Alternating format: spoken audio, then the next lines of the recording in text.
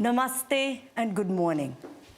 I'm so privileged to be leading a discussion on the future of India with those that have been deeply engaged with the India story and continue to drive it.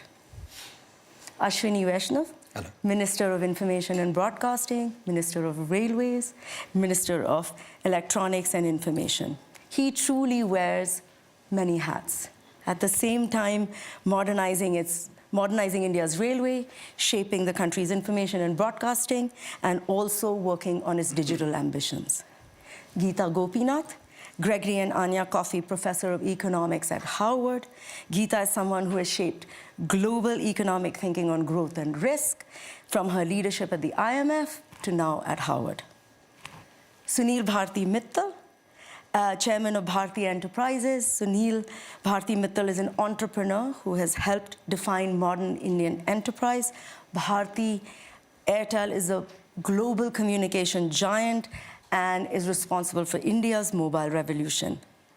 Mr. Herrera, CEO and President IKEA Group, one of the world's most recognizable brand. I'm sure all of us here have one piece of IKEA at some point in our life. As a CEO of the IKEA Group, you're looking at a deeper engagement in India. Welcome, all of you. At a time when much of the global economy is grappling with uncertainty, India stands out as a rare bright spot. On Monday, in its World Economic Outlook report, IMF revised upwards its estimate for India's economic growth for 2026 from 6% to 7.3%. The fund projected global growth at 3.3%, while describing India as a key growth engine for the world. In fact, many describe India as having a Goldilocks phase, strong growth and moderate inflation. Many projections suggest India could overtake Japan and Germany over the next few years and move into the global top 3. But momentum is not destiny. The real question is about timing, execution, and choices, and what does India need to do to convert this moment of opportunity into economic transformation? I'm going to start with you, Minister. When you hear this framing, can India become the third largest economy? Do you feel we're asking the wrong question? Should it really be, when will India get there? And if so, how will we get there? What are the two things that will help us, and what are the two things that could halt us? India will become the third largest economy in the coming few years itself. It's not a question of will it become. That's a certainty that will happen. It's a question of within next few years, we will definitely become the third largest economy. What's working very well is the last decade of very transformational change which has happened in our country. And it's a very well thought through, well defined and very focused execution. It's built on 4 pillars: the pillar of public investment in physical, digital and social infra, the pillar of making sure that the entire society grows along with the growth of the country, so very inclusive growth. Third, the pillar of manufacturing and innovation. Fourth, the pillar of simplification. All this combined with the base of technology that we have put, we can very clearly say that India is going to grow with 6 to 8% real growth and a moderate 2 to 4% inflation and a nominal growth of 10 to 13% with 95% confidence interval in the next 5 years. So that's the kind of growth journey which is there, we can say with a lot of confidence. And what's working very well is that the entire society is seeing the benefit of it.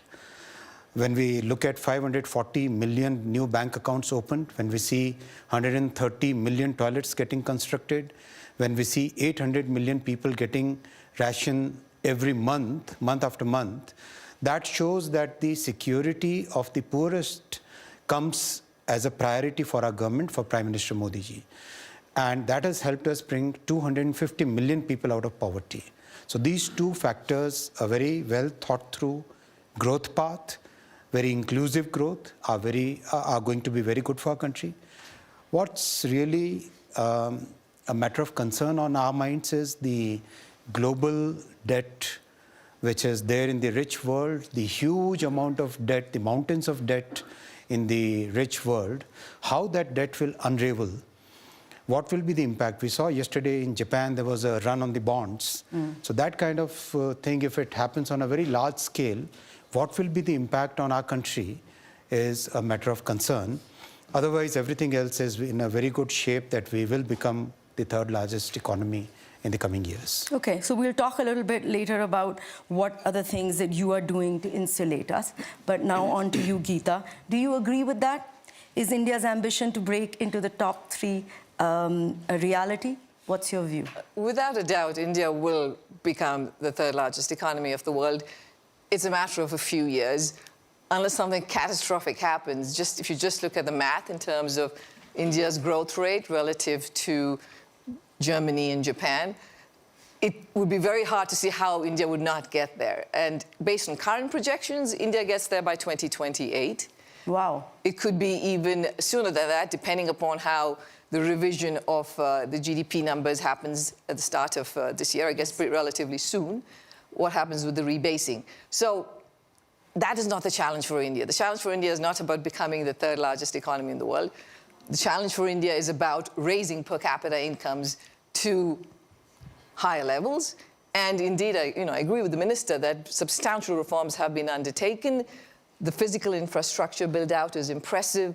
The digital infrastructure build-out is impressive. What was done with the goods and services tax, including the simplification recently, extremely helpful.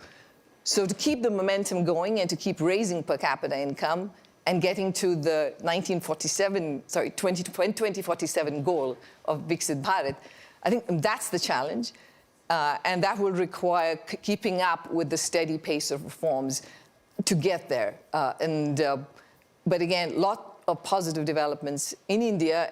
And very important is the macro stability that you have in the country, not just with growth where it is, but also with inflation being at the low, single-digit numbers. That is a good spot for India. So you have said earlier that the 2 things that could hold us back, one is land acquisition is a little bit messy, deregulation, and you have said we've not really used our demographic dividend to its fullest. So what are the things that you think we can do to fix some of those? Yeah, I think a little bit messy is probably an understatement. It is a tremendous challenge in India to acquire land, to have clean land titles. And that is a constraint on growth. It's a constraint on manufacturing. Again, there are states in India that are experimenting with techniques that other states can also adopt. I think Andhra Pradesh is doing a good job in finding very creative ways of helping with selling of land, shifting land from being agriculture to commercial land. Land titling, again, pushing on that is important. Judicial reforms, I think, are absolutely critical. That is a very important bottleneck for growth in India, and it's been there. I think people have seen it as a long-standing challenge, but we're not seeing many changes in that front. In terms of the labor force, you're right. We've been talking about the demographic dividend in India for a long time, but if you look at the contribution of labor to growth in India since the 1980s, only about 30% of India's growth has come from labor. So it is a fairly capital-intensive production structure that India has because of the rules and regulations that exist and the complications of hiring labor. Now, it is a very positive step in terms of implementing the labor laws that were passed by Parliament a few years ago. I think that's great. The states need to take that and go ahead. Raising the limit on the number of workers above which you face higher regulation from 100 to 300 is good. Though if you want to be a part of the big global supply chain, you're going to have to be way more than 300 in terms of the size of the labor force that you have. So pushing on that front is important. Labor market flexibility is critical. On top of that is the skilling of human capital. I think that is a very important part of the solution too. It's not just about the fact that firms aren't creating jobs. There is a mismatch between what jobs can be created and the skill of the labor force in India. So pushing on that front in terms of the level of education and human capital and skilling, super critical. Minister, would you like to come into any of the comments that Gita has made? Anything you'd like to add? We follow a model of cooperative federalism where the central government and the state governments, we work together to bring out many of the reforms. And some of the reforms which are happening in Maharashtra, in Andhra Pradesh, in Odisha, many of these reforms are now becoming the template for other states to follow. And the labor reforms implementation is a major step. GST simplification, labor reforms, opening the nuclear energy sector to private sector, and reforms in practically every sector. We have two groups of ministers which are working on half the ministries in one group, half the ministries in other group, where we are going down to the procedural reforms, to legal reforms, to every possible reform that we can have. And I'll request all the participants present here, in case you feel there is any particular point which is hampering your growth in India, do come out. We are here to listen to your problems and solve them. We are here to be the catalyst for your growth in India. Yeah. Excellent. Mr. Mittal, you're a pioneer of India's digital revolution. Much of its growth would not have happened without you. You helped build the networks on which we are now growing. What do you think is the next thing we can do to turbo our growth, and what do you think is leashing us? Well, I think India is generally in a great spot. You already heard that it's a matter of numbers, mathematics. We will get there to be number 3. And if I put a spiritual metaphor around it, I would say it's written in the stars. The question is $6-7 trillion for 1.5 or 1.6 billion people doesn't stack up. So we will get to number 3, but we need to get to $25-30 trillion. And we can quibble about the year in which we'll get there, but we have to get there and we will get there. What do we need? My tribe, the business community, needs an enabling environment, need a committed government, needs stable situation in the country. All that is available now. One factor that is coming to challenge our growth that we are currently on is massive competition that has occurred in the world today. The US was a huge market for China to grow itself. And they used 20-30 years of that wonderful moment to build their factories, to build their manufacturing bases, go into deep tech, earn a tremendous amount of money to shore up the economy. That opportunity is not available for India. So we will have to find our own ways and means. Thankfully, we have a huge market. India is a continent of consumers, young people consuming more and more. We will be signing, hopefully, the EU trade deal very soon. Yeah. UK is done, Australia is done, New Zealand is done, UAE is done, many more in the pipeline. But the big one with the US hopefully also gets done soon. We heard from Secretary Lutnick this morning, America must bring everything back to manufacture in America. That's a change. We need to deal with that new shift in the global trading norms that we'll have to deal with. Give us more backing from the government, give us more freedom. We have a prime minister who understands the power of business. He uses the industry and industry players to scale up the country, provide more employment. The PLI scheme that has come out, I never thought during my lifetime India will be a manufacturing destination for electronics or telecom equipment. All that has changed in the last 5, 7, 8 years, just in the last 5, 7, 8 years. Massive amount of exports of Apple phones and many other products are happening now. I remain very, very confident that the energy that I see in India, and now I work in Europe, I work in France, I work in the UK, and I can tell you, we will continue to grow at the rapid clip of 6, 7, 8, hopefully in some years even higher, whereas the world will be settling at 0.5%, 1%, or minus in certain years. We have a good future for us. What can derail us is only the competitive intensity of the world play now that we need to deal with, and that really lies in the hands of the able government, how they deftly deal with the trade deals. Okay, thank you. Mr. Herrera, you've seen India through many, many years, and right now with IKEA on the ground. From a global CEO's perspective, how does the world view India's growth story? First, I have to say that I always make a disclaimer when talking about India. I am emotionally biased with India because we live in the family, my wife and the 2 children, for 6 years. And so I call myself an Indian ambassador in the business community. So Unpaid as well. This is the best. disclaimer made. Disclaimer made. No, of course, India. You have to be in India. There is an option because it's, it's a big market. It's a young population. It's also a democracy. It's the English-speaking country. But also at the same time, India has had, is having, and will have the possibility to leapfrog from agriculture to the most developed AI much faster than any other country. So we see, of course, very positive India in that sense. So, Minister, you said in the first question I asked you that one of the pillars is simplification, which is basically deregulation. And many times, whoever you speak to, that is one of the concern areas. So can you talk a little bit more about what are you doing to make ease of business happen in India? Absolutely. In the last 10 years, 1,600 laws, old, antiquated statutes have been removed from the statute book. Can you give a similar example anywhere in the world? 1,600 laws have been removed. 35,000 compliances have been removed.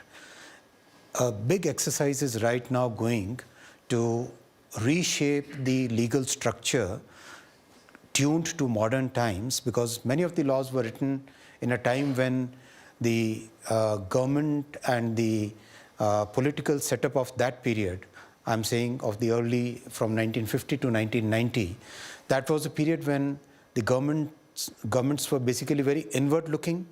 They were very protectionist. They were not looking at the energy of our people. They were trying to control that energy. So many of those laws are being rewritten now. So that's a major exercise which is going on. Second, many of the procedural things are getting changed. Mr. Mittal is witness to get a telecom tower permit, it used to take 270 days. Now it takes 7 days. To get a railway terminal connected to the railway network, it used to take 6 years. Now it takes just about 2.5 months. So that is the kind of simplification, procedural as well as legal, is happening in the country. Our entire criminal justice system, which was of 1800 some vintage, so that has now totally been transformed into a new structure. The Telecom Act was of 1854 vintage. That has been replaced by a brand new 2023 Act. So practically every sector, we are trying to bring in a totally new legal framework, a totally new procedural framework built on the technology stack that we have. Okay. So, Gita, I don't know whether you know, but there's a Rajiv Guava committee which is looking at deregulation. I want to ask you, is making another committee to get rid of bureaucratic red tape the best way forward? Well, I assume that this is not just a committee for its own sake, but the hope is that it's going to come up with actual actionable plans. Yes.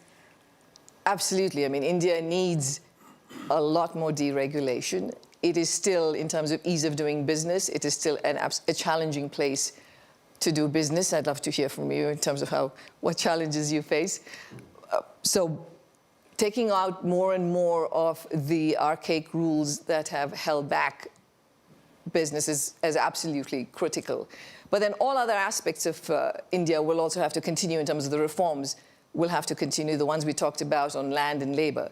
One of the areas I wanted to point out, which we usually don't talk about when you're talking about business development, is I want to talk about pollution. Mm-hmm. Pollution is a challenge in India. And if you look at the impact of pollution on the Indian economy, it is far more consequential than any impact of any tariffs that have been put on India so far. If you look at the annual cost to India's GDP of the level of pollution that you have, and it's not just the effect on economic activity, but it's also the loss in lives. I mean, the numbers are really large. Based on a World Bank study that was done, I think it was published in 22, about 1.7 million lives are lost every year in India because of pollution. That's 18% of the deaths in India.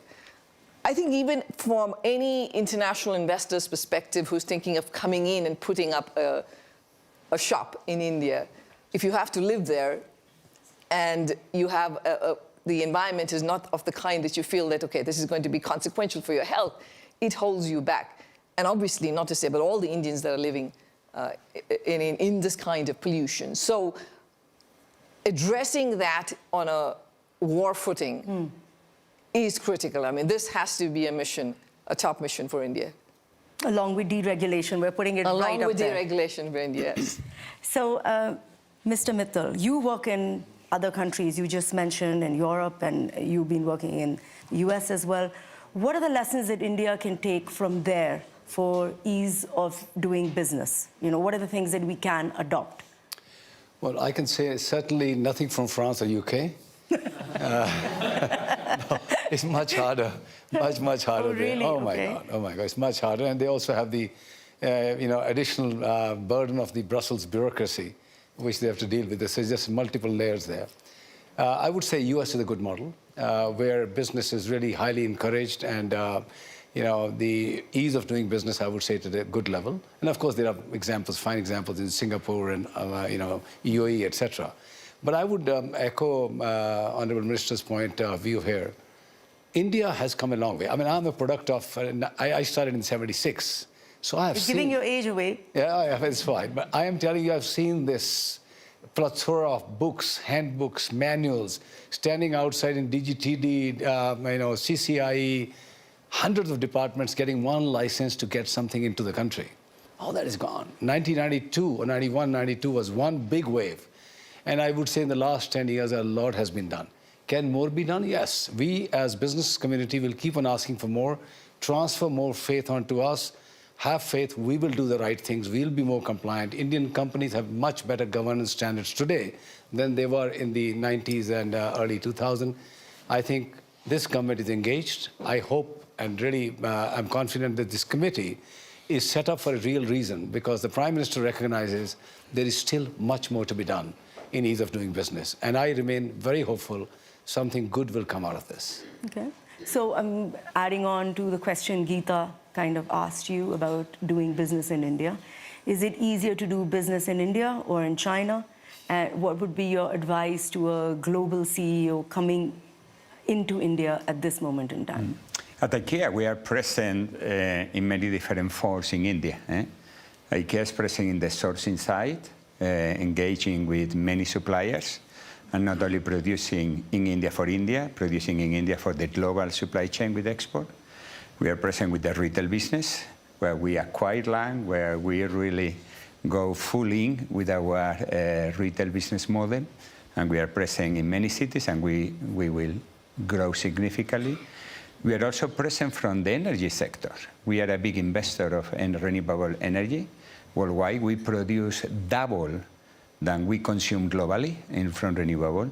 And in India, we have recently announced an investment of solar park in Maharashtra. But also we are present from the digital side, which digital services for the global company. But also we are acquiring also and investing in AI Indian companies, especially in last mile. So we touch many parts of the governments, and we touch many parts of the different ministries and so on. So on that side, doing business in India, half full glass, what is really good, and then what is the opportunity, half empty glass. In the half full, it is true that it's a process of simplification. And then what it is even more important, when you face the blocks, you knock the door and you are heard. I always praise the IAS officials. They are fantastic across the country because they listen to you, you meet them, you discuss, and then it's important. Sometimes things are a bit more complex. You need to find a way, but they are with you, so they don't ignore you. I think every time we have faced issues, we sit down. You have to invest time, but you sit down and then you share and then you are helped. And I see something that I really recognize from India. What is needed to do more in the future is try to find ways harmonization with global standards. If I take an example, production of furniture. Do you know how much India accounts for the global production of furniture in the world? 1%.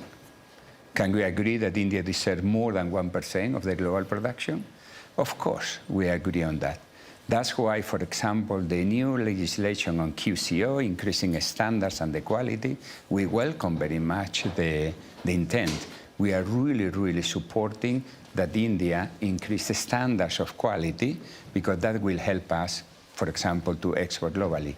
Then the implementation has to be done in a way that it is done in a smooth way, and it doesn't come as a law, it comes as a way to support the supplier as well. So it is the implementation which is equally important for the future when it comes to harmonization of standards. And then advice, the last question is coming from the advice from the CEO. I don't want to be pretending that I know everything, but with the experience, I would say three things. Don't come to India for the short-term payback. If you come with short-term payback, India doesn't need you. Come with a really long term, and we are here for the really long term.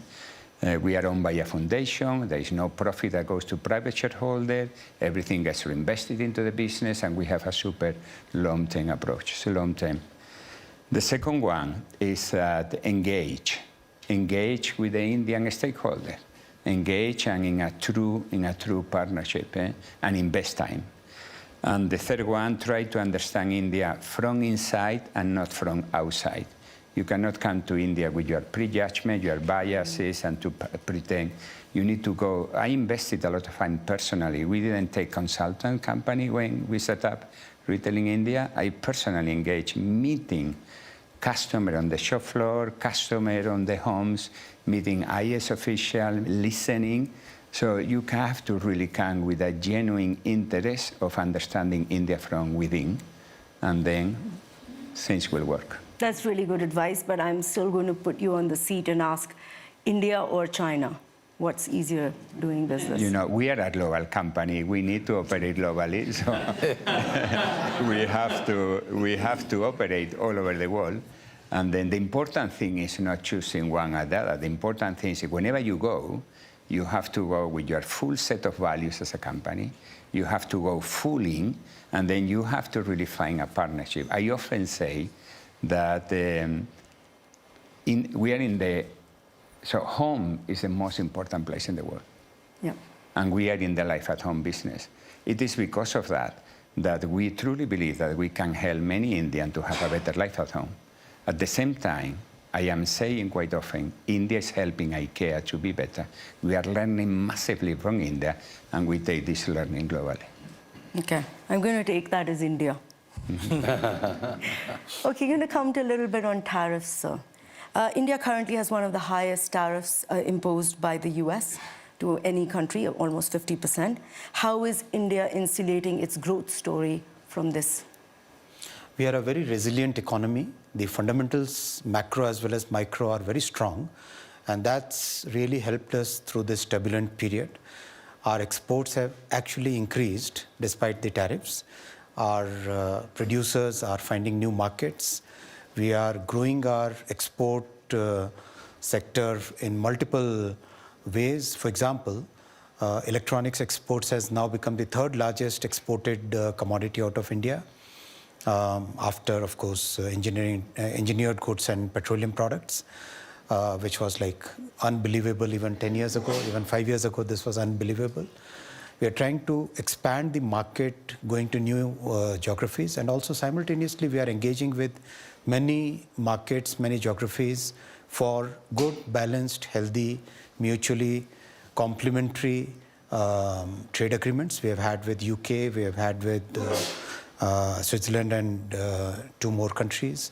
We have had with UAE, with Qatar, with Australia, with New Zealand. Another one is right now in works with Europe. So lots of engagement globally, and a fundamental change which has happened in the last 10 years is India has emerged as a very trusted value chain partner, not just supply chain partner. A supply chain partner would be manufacturing to your designs, manufacturing to your specs. A value chain partner will be partner to you in the journey of design, in the journey of understanding what the customers need. In the same room 3 years ago, when we discussed semiconductors, people thought that India will never be able to manufacture semiconductors. And when I say the value chain partner, today, the entire semiconductor industry believes that India is the most important trusted value chain partner, right? So that that feeling, that positioning of the country is very important for us in resilience, in managing the turbulence that we see. Okay. Gita, I don't know whether you caught Prime Minister Carney's speech yesterday in Davos. He basically declared independence from the American-dominated past. I want to ask you the question about dealing with tariffs in that context. I saw some of his, what he said. It was pretty powerful. Indeed, it was a statement about the current global economic order and how that has basically ended, and that we have to, form new alliances. Yes. I think there was a big call to that. First of all, I don't think the movie's over.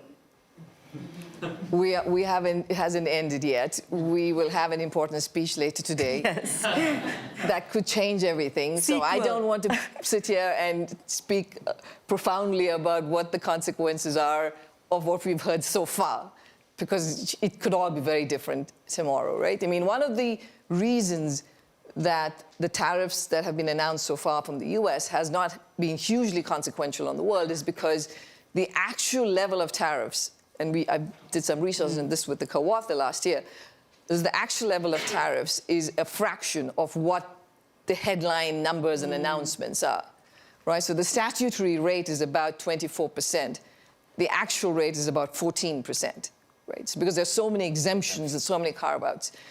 So every time I hear a number, I'm like, I want to wait and see exactly where something sticks. So that's my first piece, is that we just don't know where all of this is headed. What I will agree with, and I think that we don't need to wait for, is that we have permanently moved away from the previous last 80 years of the global economic order. It doesn't matter what comes next, but we're not going back to the time when we had completely close to free trade across all countries in the world. I think national security considerations, economic security considerations have become important for good reason, I think, and therefore the pure efficiency-based model of we're going to buy from the cheapest source is not going to happen, and more countries are going to be looking inwards and building up their own shop, especially in sectors that are important for their security. So I think that has changed. There is no one West anymore. There never was a one East. There was always India, there was China, you couldn't talk about a one East. But we used to talk about a one West, which was there was the US and Europe were always together, and that's not there anymore. So I don't think there is a one West either. That doesn't mean there's going to be a whole-scale breaking up, but we're not going back. This is a shift that's going to last a long time. And like I said, the movie isn't over, so keep watching. So one of the things that the minister said, actually, that they are looking to do deals with other countries and trying to sort of insulate the impact of tariffs. Some people are saying this gunboat capitalism of the US is leading to MEGA, which is make Earth great again, versus MAGA, which is make America great again. What do you think about that? Okay, so firstly, I do want to mention that what we saw in 2025 was that not just India, but China, pretty much every country in the world, found a different market to sell their goods to, or found a different market through which their goods went back to the US, right? I honestly don't think that's a sustainable strategy either. So I don't think we're in a space where this can continue and everybody can have very high levels of tariffs, and India can have 36% tariff rate, and somehow, India would find new markets to send their goods to. There is going to be retaliation. Europe will retaliate to all the flood of goods coming from China. Other countries will too. Maybe India will be concerned about this, a point that Sunil made. So it's not a viable strategy. But what is a viable strategy is indeed having more trade agreements with other countries, which India is doing right now. European Union is doing with Latin America, South America, Mercosur. So those kinds of, I think, agreements, moving on that front is important. In terms of, making Earth great again, are you talking about the fact that we may be moving to something more sustainable, or? Yes, more sustainable, more markets, not dependent on, one country sort of bullying others into their way I don't know why that thinking. becomes make Earth great again. But anyway, I do understand the sustainable part. So, I mean, I think a lot of things have taken a bit of a backseat, and sustainability has taken a bit of a backseat. There is an inherent momentum in it that I think will continue in many parts of the world, including in India. That momentum exists. But if you look at what the trajectory could have been if the US was also a part of all of the climate activity, that would have been a much more stronger transition path. But that said, again, I think that train has left the station. I do think, and it's not just about sustainability, and it's not just about the environment. For many countries, it's energy security. Instead of having to rely on fossil fuel imports, if you can rely on sunshine in your country and use that to produce energy, it's good for your economic growth. It's good for job creation. So I think that will continue. Among the risks that the planet faces are climate-related risks, so that's not going away. There's a lot of distraction right now, but we still have to deal with weather-related shocks.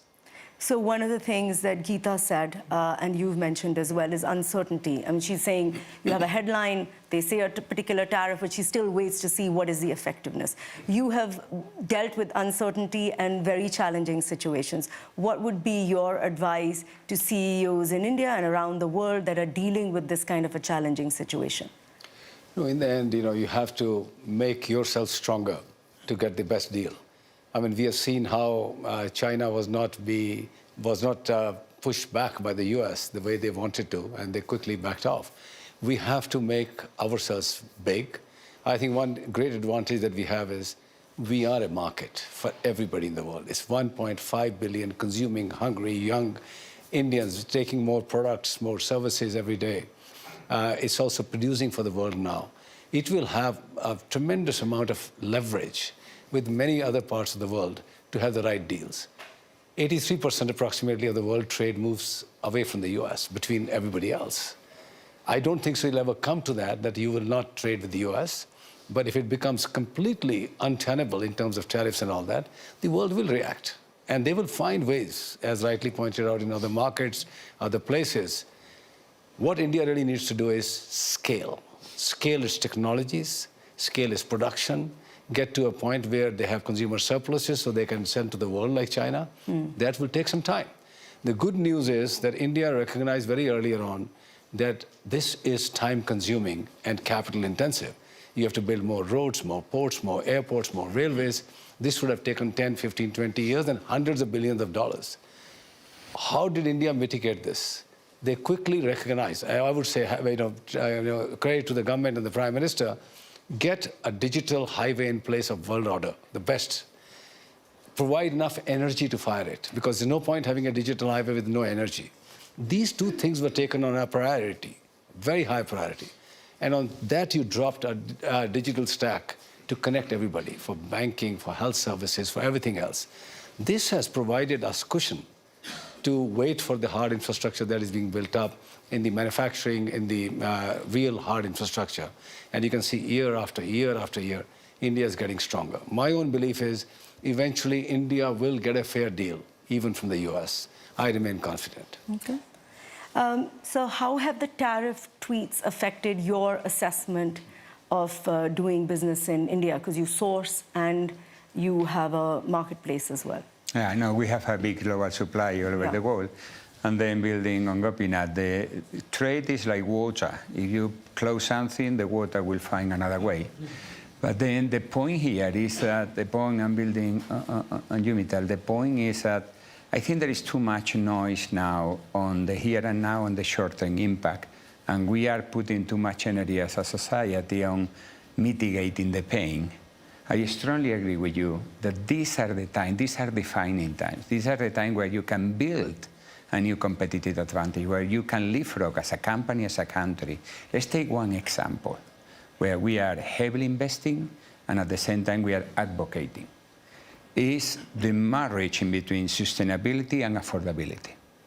We are investing in circularity. And you know, the more you invest there, the more you can secure, A, is good for the planet, B, is good for the wallet, because people many people today are struggling. So day 2 of the month, almost the whole money is gone. So it's good for the people, but also it builds independence. Independence not only in energy, but on trade. What does it take that India produce with the waste that is created in India? Because if you have that approach, you start to depend less on global trade. And the same will happen with other countries. So we need to find win-win opportunity where we really decide not to put the money in mitigating the pain, but putting the money in really leapfrogging as a competitive advantage. And I think India is one of the countries where we can. India has proven. India impressed me. I was living in India when the Aadhaar card identity got implemented. More than 900 million people got it overnight. The election, 900 people voted in 1 month with no disruption. Doesn't happen in other countries. And then the interface payment, the demonetization. So India has proven that when things come together, it can really leapfrog significantly. Okay. So what does it take that India now takes the opportunity to really be the leader on sustainability and affordability, because it comes with these 3 big benefits? Yeah, I have 4 minutes, and I do want to get into AI, so you will have to keep your answers a bit short, so that I can, give everyone a chance on this. Right now, the AI race seems to be between the US and China. Do you read that correctly, or does India have a place in this race? India is making very significant progress in all the 5 layers of AI stack. We have already become one of the largest AI-based services provider to the world. Entire IT industry has pivoted from software services to AI-based solutions. The second layer, the model layer, our stack of sovereign models is progressing very well. We must understand today that 95% of the work can be done with a small 50 billion parameter model. You don't require a trillion parameter model to do the things that you need in your day-to-day life and in your enterprises. Our focus on semiconductor industry, the third layer, is very strong. We are investing $70 billion in the 4th layer, the infrastructure layer, and energy, which is the 5th layer. We have opened it up. They opened the entire energy sector, the nuclear energy sector, to private sector, so that we can have a sustainable, clean energy for the AI world. Gita, AI is affecting jobs in coding and call centers, which is very big for India.